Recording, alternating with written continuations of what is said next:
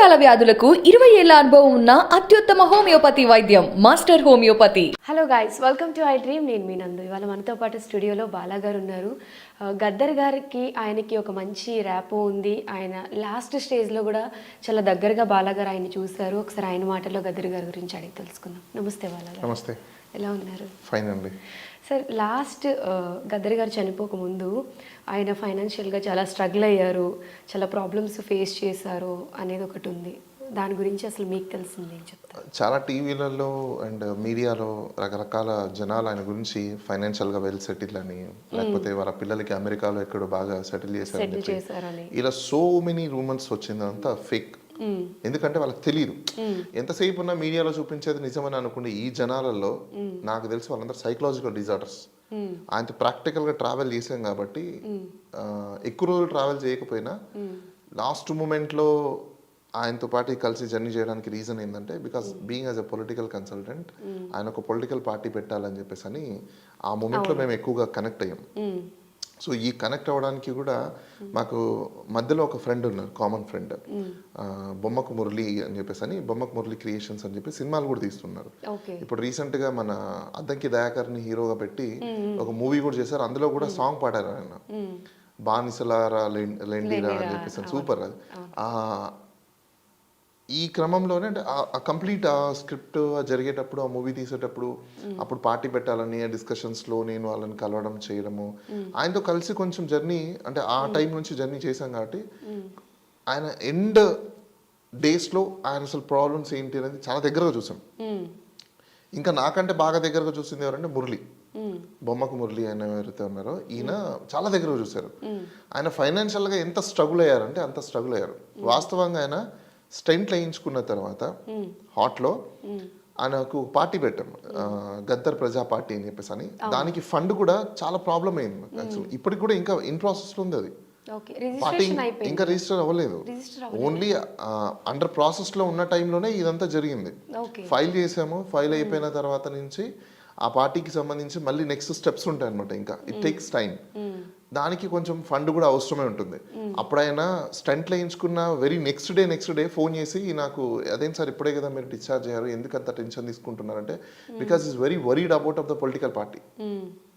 ఆయన ఫోన్ చేసి వాళ్ళ పిఏ కూడా ఒక పర్సన్ ఉన్నారు. ఆ పిఏ కాకుండా ఈయన డైరెక్ట్గా ఆయన ఫోన్ చేసి బలా ఇట్లా ఫండ్స్ ప్రాబ్లం ఉంటుందంటే నేను ఒకటే చెప్పాను, సార్ మీరు వరీ అవ్వకండి, డోంట్ వరీ, నేను ఎట్లా ఒకటి మొబిలైజ్ చేసి పబ్లిక్ దగ్గర నుంచి అయినా మనం ఒక మీటింగ్ ఏదైనా అరేంజ్ చేసి డోనర్స్ ఎవరైనా వస్తే, ఫండర్స్ ఎవరైనా వస్తే ఫండ్ కాంట్రిబ్యూట్ చేసి కలెక్ట్ చేసి మనం ప్రాసెస్ చేద్దాము, యాజ్ ఎర్లీ యాజ్ పాసిబుల్ వరకు వచ్చే ఎలక్షన్స్ లోపల మనం రెడీ చేద్దాం, మీరేం వరీ అవ్వకండి అని చెప్పేసి అని ఆయన చాలా భరోసా కూడా ఇచ్చాం.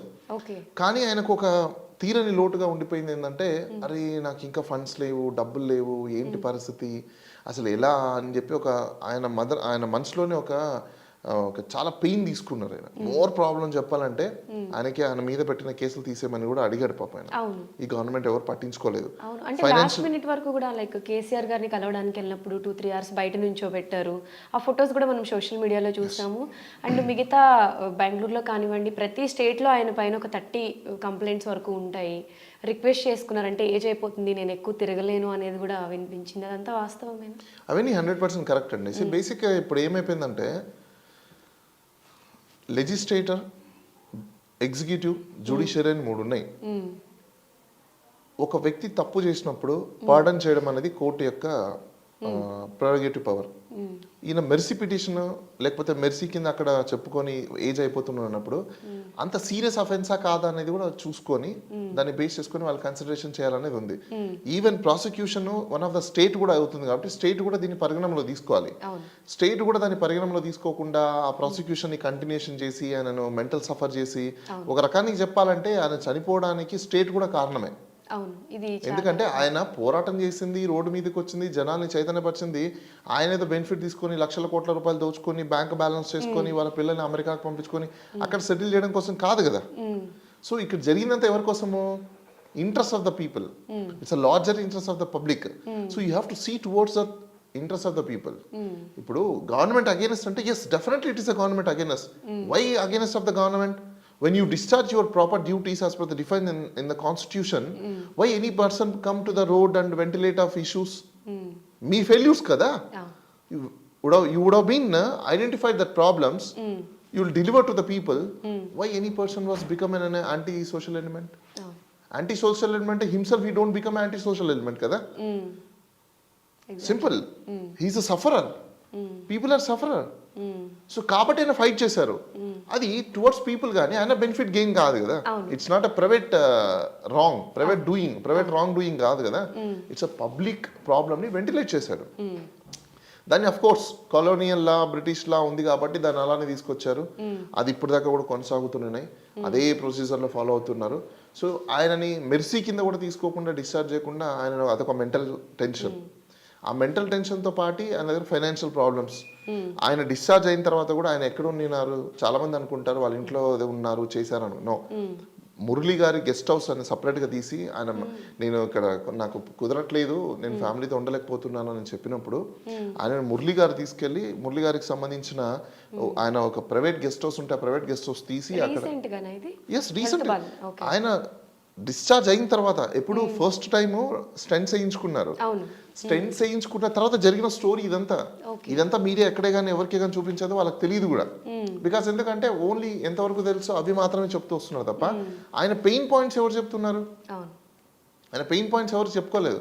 ఆయన మాతో కూర్చొని డిస్కస్ చేసినప్పుడు ఆయన పెయిన్ పాయింట్స్ అన్ని మాతో, ఎందుకంటే పొలిటికల్ జర్నీ కాబట్టి, ఇది పొలిటికల్ పార్టీ రిజిస్టర్ చేయడానికి చేసిన జర్నీ డిస్కషన్ కాబట్టి ఆయన ఎంటైర్ ఆయన ప్రాక్టికల్ లైఫ్ని చెప్పాడు.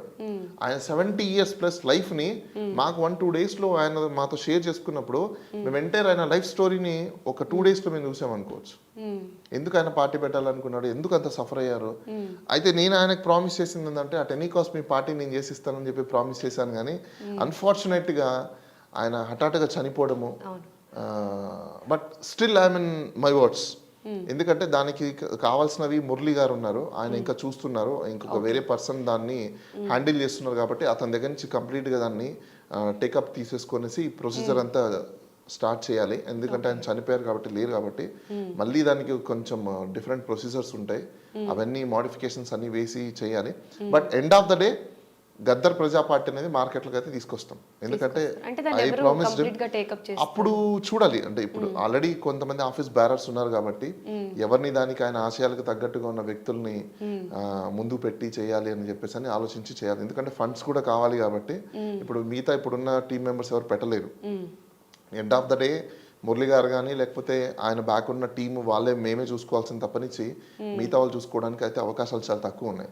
సో గద్దర్ ప్రజా పార్టీ అనేది డెఫినెట్గా దానికి సంబంధించిన లీగల్ హడల్స్ కానీ లేకపోతే ఎలక్షన్ సంబంధించిన హడల్స్ కానీ being as a council, being as a political కన్సల్టెంట్గా నేను డెఫినెట్గా అది కంప్లీట్ చేసి ఆయన గుర్తుగా, ఎందుకంటే ఆయన వెళ్ళిపోతున్నప్పుడు ఆయన చిరకాల కోరిక ఏదైనా ఉందంటే పొలిటికల్ పార్టీ. ఆయనకి ఇన్ని పార్టీలు ఆఫర్ చేసినా ఆయన నాతో ఒకటే మాట అన్నాడు, సరే ఎందుకు మీరు ఇంత హై టెన్షన్ తీసుకుంటున్నారంటే, లేదు బాలా, నా లాస్ట్ కోరిక ఇది, అట్ ఎనీ కాస్ట్ నేను ఎన్నో సంవత్సరాల నుంచి అనుకుంటున్నాను పొలిటికల్ పార్టీ పెట్టాలని చెప్పేసి అని, బట్ అది ఆ కోరికలుగానే ఉండిపోయాయి తప్ప ఈసారి అట్ ఎనీ కాస్ట్ నేను చేయాల్సిందే అని ఆయన డిటర్మైండ్ అయ్యాడు.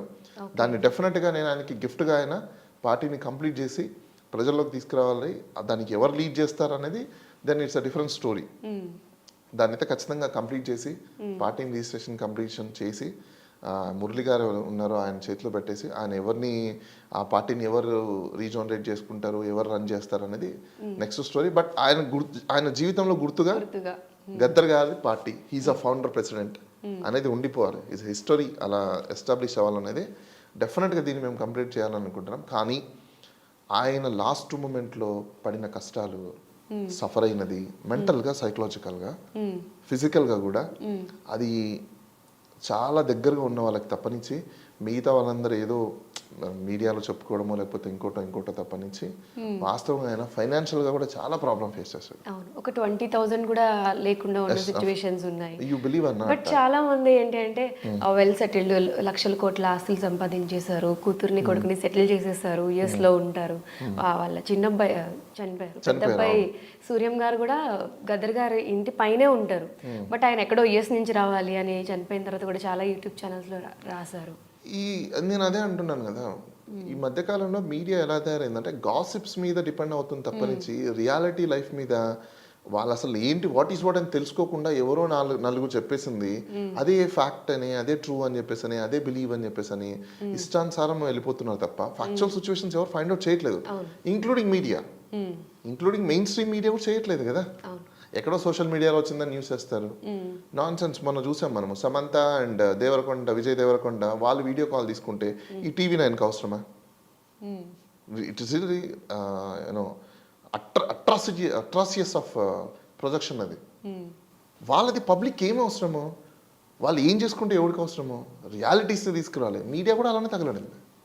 మీడియా కూడా సర్వనాశనం చేసేసారు ఈరోజు సొసైటీలో. ఏంది అసలు ఈ చీఫ్ ఎడిటర్స్ల మీద నిజం చెప్పాలంటే ఇట్లాంటి అట్రాసియస్ ఆఫ్ వీడియోస్ని లేకపోతే ఇన్ఫర్మేషన్ బయటికి తీసుకొస్తే మీడియా యాక్ట్ ప్రకారం వీళ్ళ మీద కేసులు పెట్టాలి ఫస్ట్ ఆఫ్ ఆల్. అప్పుడు కానీ ఈ ఎడిటర్స్ దారిలోకి రారు. Non sense. వాళ్ళు ఎట్లా డిసైడ్ చేసేస్తున్నారు న్యూస్ అని చెప్పేసి అని. అలానే ఇప్పుడు గద్దర్ మీద ఆయన జీవితం ఎంత స్ట్రగుల్ అయ్యారో అందరికీ తెలుసు. ఆయన మీద రూమర్స్ ఇట్లా తీసుకొచ్చినప్పుడు at least they should have to be stop చేయకుండా ఎలా తీసుకొచ్చారు మార్కెట్లోకి? ఎడిటర్సే కదా తీసుకొచ్చారు. End of the day editors permission లేకుండా బయటికి వస్తుందా న్యూస్? రాదు కదా. గాసిప్స్ అయినా. సో దీంట్లో మీడియా కల్ప్రిట్స్ కూడా ఉన్నారు. ఆయన చాలా సఫర్ అయ్యారండి. లాస్ట్ మూమెంట్లో ఆయనని దగ్గరుండి టేక్ కేర్ చేసుకున్న వ్యక్తి ఎవరైనా ఉన్నారంటే బొమ్మకు మురళి. ఆయన పర్సనల్ గెస్ట్ హౌస్ని ఆయనకు సపరేట్గా బొమ్మకు మురళిని అడిగారు, రిక్వెస్ట్ చేశారు, మురళి నాకు సపరేట్గా చూసుకోవాలి అని అంటే నేను చూసుకుంటాను. ఆయన బొమ్మకు మురళి మీద చాలా డిపెండ్ అయ్యాడు ఆయన లాస్ట్ మూమెంట్లలో. ఆయనే దగ్గరుండి చూసుకొని, ఆయనే డబ్బులుండి చూసుకొని చాలా సఫర్ అయ్యారు. ఆయన స్టెంట్స్ వేయించుకుని డిశ్చార్జ్ అయిన తర్వాత కూడా ఆయన ఎంతసేపు పబ్లిక్ ప్రజలు ఈ రాష్ట్రంలో చాలా నష్టపోతున్నారు, బానిసలు అయిపోతున్నారు, ఈ దరిద్రం ఎప్పుడు పోతుంది, ఈ రాజకీయ వ్యవస్థల్లో ఈ రాజ్య వ్యవస్థలు తీసుకొచ్చేసి ఒక్కొక్కటి లక్షల కోట్ల రూపాయలు దోచుకొని పేద ప్రజలు ఇంకా బానిసల్లా బతుకుతున్నారు, ఎప్పుడు చైతన్యం వస్తుంది, ఆయన ఎంత ప్రాబ్లం ఎంత పెయిన్ తీసుకున్నారంటే లాస్ట్ మూమెంట్లో కూడా ఆయన బాడీలో బుల్లెట్ పెట్టుకొని కూడా అట్లీస్ట్ నేను పబ్లిక్కి రిక్వెస్ట్ చేసేది ఏంటంటే గద్దర్ గారి చివరి కోరిక పబ్లిక్ మేల్కోండి. ఇంకా బానిసల్లాగా ఎవరో డబ్బులు ఇస్తున్నారనో ఎవరో ఏదో మెహర్బానీ చేస్తున్నారని చెప్పేసి అని జీవితాలని తాకట్టు పెట్టి మీ యొక్క భవిష్యత్తుని అలానే మీ తరాల యొక్క భవిష్యత్తుని ఒక బడాబాబులు క్యాపిటలిస్ట్ల దగ్గర పెట్టి మిమ్మల్ని మీరు ఒక హీనమైన జాతిలో మనమే పడిపోతున్నాం. కుక్కల కంటే దారుణంగా ఈరోజు మనల్ని చూస్తున్నారు. ఆయన బాధ అదే. అరే జనాలు ఓట్లు వేసి గెలిపించే నాయకుల దగ్గర ఈరోజు మేము కుక్కలమా? ఎందుకు చైతన్యవంతం అవ్వలేకపోతున్నారు? ఆయన అద్దంకి దయాకర్తో చేసిన సినిమాలో కూడా ఆయన పాడిన పాట కూడా అదే, బానిసలారా రెండిరా అంటే అసలుకి అరే మీరు బానిస బతుకులు బతుకున్నారు, సిగ్గు శరం రోసం మానం మరి ఏమైనా ఉన్నాయా మీకు? మీరు మనుషులేనా? మీకంటే కుక్కలు బెటర్, మీకంటే జంతువులు బెటర్ అని చెప్పేసి ఇండైరెక్ట్గా చెప్పాడు ఆయన. ఇంతకంటే నీచమైన బతుకులు బతుకుతారా మీరు? మీకు సిగ్గు లేదా? ఎన్ని రోజులు మీరు బానిసలుగా ఉంటారు? లేండి, ప్రశ్నించండి, మీ హక్కుల్ని కోరుకోండి. వాడెవడో మెహర్బానీ చేయడం కాదు. ఒక రాజకీయ నాయకుడు నీకేదో స్కీమ్లు ఇస్తుంటే వాడు మెహర్బానీ చేయడం కాదు. వాడెవడు? మనం ఓట్లేసి గెలిపిస్తే వచ్చిన ఒక మనం పనిచేసే పని మనిషి. మీ రైట్ని ఎందుకు గుర్తించట్లేదు? ఈ రాజ్యం మనది, మనం మనుషులం అందరూ ఏకమైతే వీళ్ళందరూ ఎవరు? అప్పుడు బ్రిటిష్ వాళ్ళతో పోరాడారు, రజాకార్లతో పోరాడారు. రాజ్యాంగం వచ్చిన తర్వాత కూడా ఇంకా మనతో మనమే పోరాడుకోవడం ఏంటి? ఇంకా దళితులుగా ఉండడం ఏంటి? దళితులు సంపాదించే డబ్బులను తీసుకెళ్లి ఒకరి చేతిలో పెట్టి వాడి దగ్గర అడుక్కోవడం ఏంటి? ఎందుకు రాజ్యాధికారం వాడికి ఇవ్వడము? రాజ్యాధికారం మీరెందుకు తీసుకోలేకపోతున్నారు? ఇంత అట్రాసిటీస్ జరుగుతున్నా కూడా ఎందుకు మేలుకోలేకపోతున్నారు? ఆయన పాటల్లో పాడి పాడి పాడి ఆఖరికి ఆయన చనిపోయేటప్పుడు కూడా తుది శ్వాసలో కూడా ఆయన వదిలింది ఒకటే ఏంటంటే ప్రజలు మేల్కోండి. దానికైనా ఎస్టాబ్లిష్ చేసిన లాస్ట్ ఆర్గనైజేషన్ ఏదైనా ఉంది అంటే ప్రజా పార్టీ, గద్దర్ ప్రజా పార్టీ.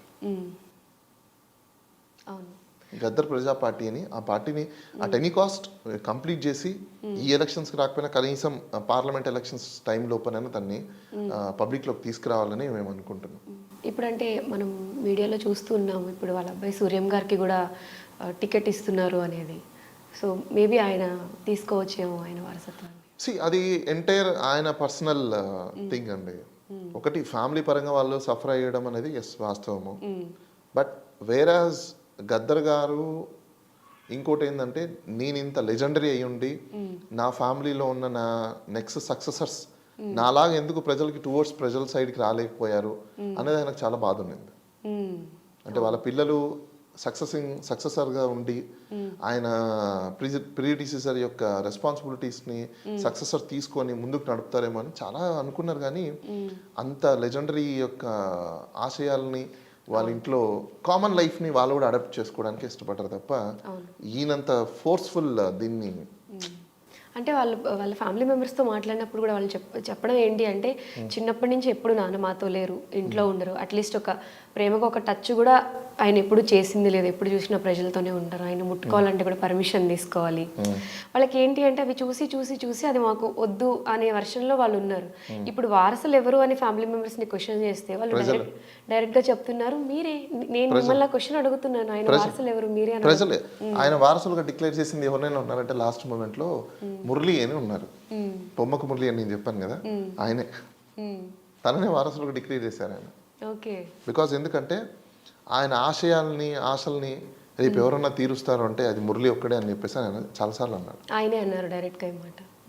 మేము లంచ్ ఒకరోజు డిస్కషన్ ఆల్మోస్ట్ 4 hours ఎంటైర్ ఆ డిస్కషన్లో దాంట్లో 1 hour 1.5 hour నేను ఆయన పర్సనల్గా డిస్కషన్ చేసాము. ఒక 1/2 hour లంచ్. ఎంటైర్ దాంట్లో కూడా ఆయన చాలాసార్లు చెప్పిందంటే మురళి, బొమ్మకు మురళి.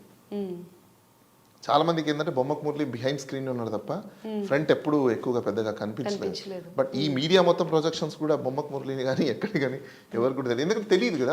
మీరు చెప్పే వరకు కూడా ఇంత జరిగింది అనేది ఎవరికి తెలియదు. ఈ టాపిక్ అసలు ఇప్పటివరకు బయటకు రాలేదు. మురళి గారికి ఉప్పల్ దగ్గర ఒక హౌస్ ఉంది, ఆయన పెద్ద హౌస్ ఉంటుంది ఒకటి, ఆయన విల్లా లాంటిది. ఆ హౌస్ దగ్గర ఆయన గెస్ట్ హౌస్ ఒకటి ఉంది, ఆయన స్టూడియో కూడా అక్కడే ఉంటుంది. ఎక్కువ ప్రొడక్షన్స్, పోస్ట్ ప్రొడక్షన్స్ అంతా అక్కడే చేస్తారు. ఆ ఇంటి పక్కన అదే దాంట్లో విల్లాలో అద్దెకి తీసుకొని ఉన్నారు, అక్కడ ఎక్కువ ఉండేవాడు. ఈయన గదర్ గారు అక్కడికి వచ్చారు, నేను కూడా అక్కడే మీట్ అయ్యేవాళ్ళం అనమాట. మేమంతా అక్కడ కింద పక్కన స్టూడియో ఉంటుంది, పెద్ద స్టూడియో ఉంటుంది. స్టూడియో పక్కనే మళ్ళీ విల్లాస్ ఉంటాయి, విల్లాస్ రెంట్కి తీసుకొని అక్కడ ఏదైనా గెస్ట్ హౌస్ అప్పుడు వచ్చేవాళ్ళు, పోయేవాళ్ళు, చేసేవాళ్ళు, అక్కడ మీట్ అయ్యేవాళ్ళము. అప్పుడు డిస్కషన్ ఇన్ జనరల్గా జరిగేది. బట్ నా లైఫ్లో నేను హ్యాపీగా ఫీల్ అయ్యేది ఏంటంటే ఎంటైర్ గద్దర్ గారి లైఫ్లో ఆయన జర్నీ చేసిన పర్సన్స్తో, మాట్లాడిన పర్సన్స్తో న్యాచురల్ నాలెడ్జ్ ఉన్న వ్యక్తితో మాట్లాడాను ఎవరంటే నేనని చెప్పాడు ఆయన. నేను చాలా థ్యాంక్ఫుల్ చెప్పాలి ఆయనకి. నిజంగా ఇంతమంది, ఆయన ఒకటే అన్నాడు, బ్రదర్ నేను ఇంతమందితో జర్నీ చేశాను, ఇంతమందితో నేను మాట్లాడాను, కానీ ప్రకృతి ద్వారా చదువుకున్న, ప్రకృతి ద్వారా నాలెడ్జ్ తెచ్చుకున్న విన్న వ్యక్తితో నేను 1.5 hour నీతో నేను టైం స్పెండ్ చేయడానికి రీజన్ అదే. నేను ఇన్ని సంవత్సరాల్లో గెయిన్ చేసిన నాలెడ్జ్ని పోల్చుకుంటే నువ్వు చాలా తక్కువ వయసులో నాలెడ్జ్ని గెయిన్ చేయగలిగావు, చాలా తొందరగా నువ్వు క్యాప్చర్ చేయగలిగావు, ప్రకృతిలోనే నాలెడ్జ్ ఉందని చెప్పేసి అని రియల్గా హ్యాట్స్ ఆఫ్ అని చెప్పేసి ఆయన 1.5 hour ఎంటైర్ మేమిద్దరమే మాట్లాడాం. నాకు నిజంగా కూడా ఐఎమ్ హానర్ దట్. నేను చాలా ఫీల్ అవుతున్నాను, చాలా గర్వంగా ఫీల్ అవుతున్నాను ఆ విషయంలో అయితే మాత్రం. అంటే మేబీ మిగతా వాళ్ళకైనా ఎట్లా జర్నీ చేశారంటో నాకు తెలియదు, కానీ ఆయన దగ్గర నుంచి కాంప్లిమెంట్ రావడం అనేది అది చాలా గ్రేట్. అసలు ఆయన ఎందుకు గ్రేట్ అని చెప్పారు అంటే ఒకటే ఒక రీజన్ ఏంటంటే because I believe in nature. బుక్స్లో రాసేవి ఇవన్నీ మనుషులు రాస్తారండి, ప్రకృతిలో ఉన్న దాన్ని ఎవరు డిఫైన్ చేయలేరు. It's already pre defined. అది దాంట్లోంచి చూసి మనం నేర్చుకోగలుగుతాం, దాంట్లోంచి చూసి మనం రాయగలుగుతాం తప్ప నేను ఆయన ఏజ్లో హాఫ్ కూడా ఉండదు నాకు. ఆయన ఎంటైర్ వయసులో హాఫ్ కూడా ఉండదు, హాఫ్ కూడా కాదు, హాఫ్ కూడా ఉండదు అంటున్నా. అలాంటి నన్ను ఆయనతో డిస్కషన్ చేసినప్పుడు ఆయన హ్యాట్స్ ఆఫ్ చేయడం అనేది it's really great for my జర్నీకి నిజంగా. ఎందుకంటే నేను అడిగే క్వశ్చన్స్ ఆయనకి ఆయన మైండ్ బ్లాక్ అయిపోయింది. ఓ ఇలాంటి నాలెడ్జ్ ఫెలోస్ కూడా ఉంటారా సొసైటీలో, ఇంత మెచ్యూర్డ్ పర్సనాలిటీస్ కూడా యంగ్ జనరేషన్స్లో కూడా ఉన్నారా అనేది ఆయన shock.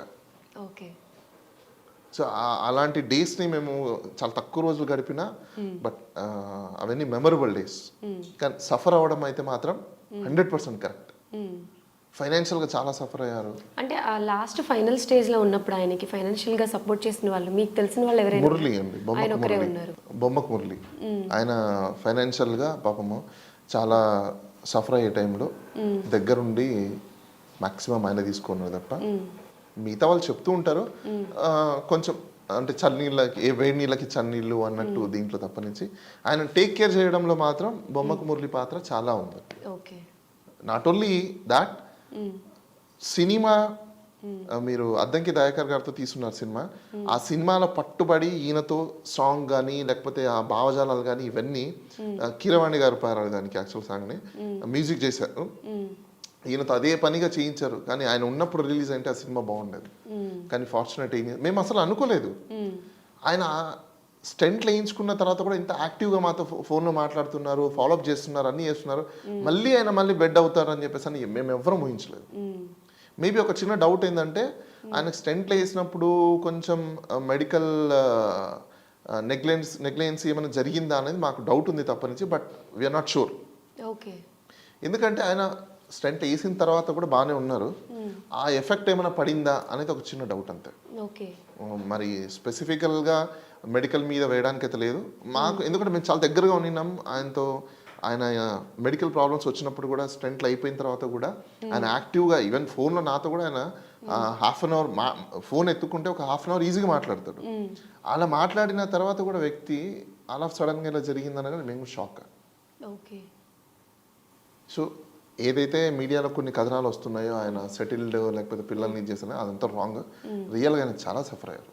But he's a real fighter for the people అనుకోవచ్చు మనం. ఆయన గద్దర్ అనే పేరు కూడా ఎందుకు పెట్టుకున్నారంటే బికాస్ అప్పట్లో ఒక పెద్ద ఉద్యమం ఉన్నింది మన పంజాబీ సైడ్ నుంచి ఉన్న గద్దర్, దాన్ని ఈయన అక్వైర్ చేసుకున్నారు అంత. అంటే ఆయన గురించి ఎవరికి తెలియని చాలా విషయాలు ఇప్పుడు మీ ద్వారా ప్రజలందరికీ తెలుస్తున్నాయి. Thank you so much. Thank you.